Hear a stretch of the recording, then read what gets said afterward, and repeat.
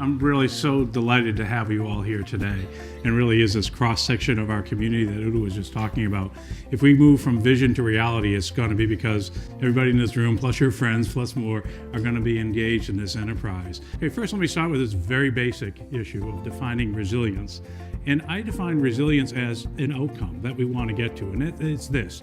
It's the capacity to withstand changing conditions, and then also to be able to respond, rapidly recover, and adapt when we have disruptive events.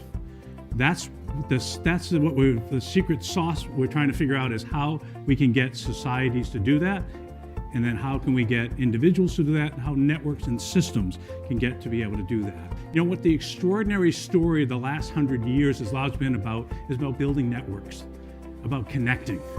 Connections are great, except as an outcome of them is they develop dependencies and interdependencies.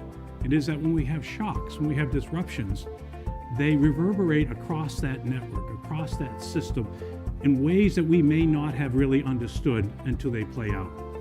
And so the key in going forward, of course, is not abandoning the connection. Also, I'll go to ground and go back to a safe place.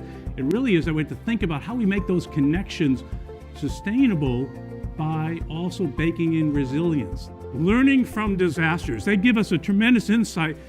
They give us the data about how things can cascade and have problems, but they also create test beds when we rebuild to be back better and stronger. The last thing we're doing is no one university, even as good as this one is, and it's a good university, all right, as good as it is, can do this problem all by itself.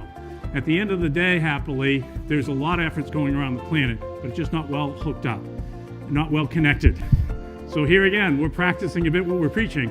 We need to connect. But let me drive home here that we really are tied into this overall challenge here. Again, as we become not just connected, but our environment itself becomes more turbulent. And I think if there's one maybe adjective we can apply to the 21st century, is turbulence. But the reality is that human natural built environment interface is growing more. The connections that are happening globally are happening more, and it creates essentially this amplified threat cycle. What used to be a localized threat, a localized hazard, has cascades now.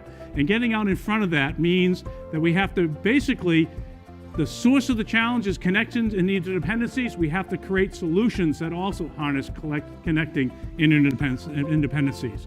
Those are problems that we don't want to just keep getting at after the fact. We want to understand them in advance, we want to anticipate them, and we want to hopefully design things and take them on together. Thank you again for all being here. And if there's a message I want to convey, this is an all hands evolution, so we need you all involved. Thank you.